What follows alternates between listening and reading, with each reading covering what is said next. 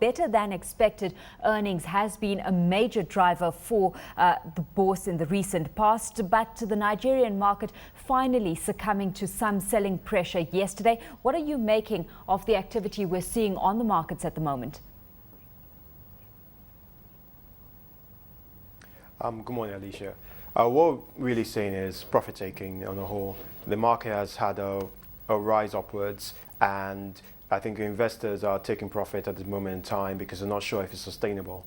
And apart from particular sectors like the oil and gas, which you've mentioned, which is continuous upward rise, most of the other sectors, profit taking we're seeing. If we look at the banking sector specifically, are we looking at just mere profit taking, or is there more to this? Because all of the heavyweights fell back yesterday. We had First Bank really leading the pack as a tier one bank to fall hard, and then Oceanic, Platinum, Sterling Bank all closing limit down as well. Profit taking aside, are there other factors to be considered within the banking sector? Yes, there are.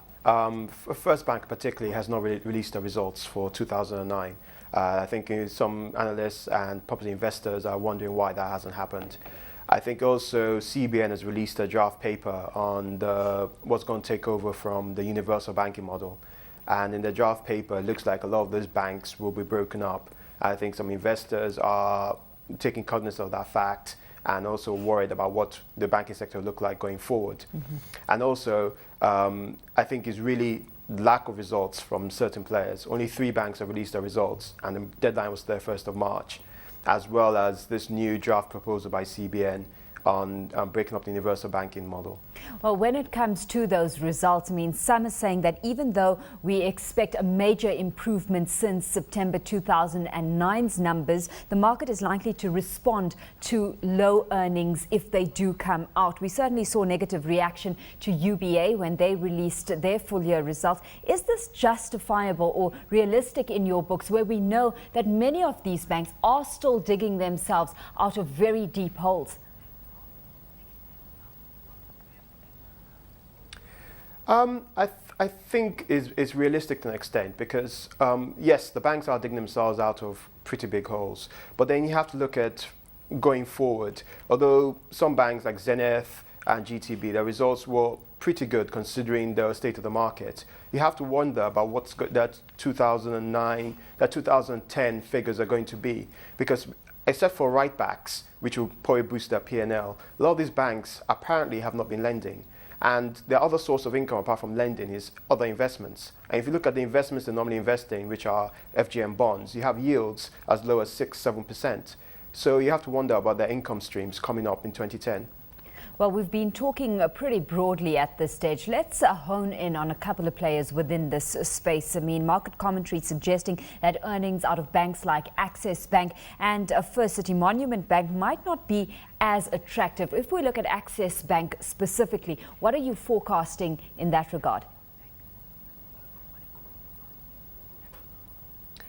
I think Access Bank, their loan provisions, I think, will be in line with what the market is expected. We'll not see any big changes there. I think that net interest income will have really been stable, if not dropped slightly. So I think they will be down in terms of their PBT. But I think they'll be a mid-tier bank. I think they won't be one of the losers. They won't be one of the winners. They'll be midway. Well, certainly we've just honed in on the banking sector. Looking at the food and beverages space, I mean, that sector also could not sustain its momentum. Yesterday, some saying the market focus appears to be gradually shifting away from the industry. Are we possibly sitting at the threshold of some sector rotation at play on the Nigerian market? Yes, I think apart from the investors who are taking profits as soon as the portfolio increases a certain amount, I think institutional investors are looking at spreading their investments. Food and beverages, I think, will continue to be strong throughout the year. But I think there's maybe some reallocation. That's why we're seeing some moves in the oil and gas sector. Because I think particularly Rwanda's results were reasonable, and the fact that apparently the federal government is going to provide a sort of guarantee to fuel importers to be able to import petrol and stop the cash flow mismatches from delays in subsidy payments. I think that has boosted the downstream sector in oil and gas. Yeah, with that taking place, the building materials sector was not spared from the wave of profit taking that hit yesterday. We saw Shaka Cement down 4.6%, a CCNN down close on 5% as well, but New Cement falling back marginally. But Lafarge WAPCO defying the market and industry trend for the day and managing to close limit high. Let's run through some of the fundamental support that Lafarge WAPCO currently enjoys. Lafarge WAPCO, the results for 2009 were not that impressive, but based on, if you look into the detail of what they released, they have invested a lot in alternative power sources, because a lot of the issues they had in 2008 and 2009 was shortage of gas to power the plant, so there led to shortages and have to shut down the plant for a few days. Now they've done alternative power, they've invested in expanding the plant as well. I think that on the basis of that, most analysts see them as creating a solid footing for further investment going forward. And considering they've been in Nigeria for a long time and they're part of the Lafarge group with its expertise in the cement market, I think analysts are looking at it as a good stock to pick. Well, certainly a lot of demand being anticipated when it comes to buildings material supply in the property industry over in Nigeria. For today, in the meantime, looking at the overall market, forecasts have suggested that panic selling might well take the market lower by the close of today's session.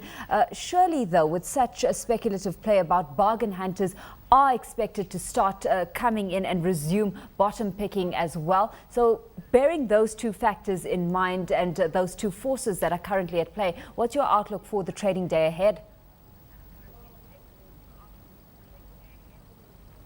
I think it will continue as yesterday. I think we'll see profit takers on the ascendancy. The market will be down on a whole, but particular sectors such as oil and gas. I think banking sector will stabilize.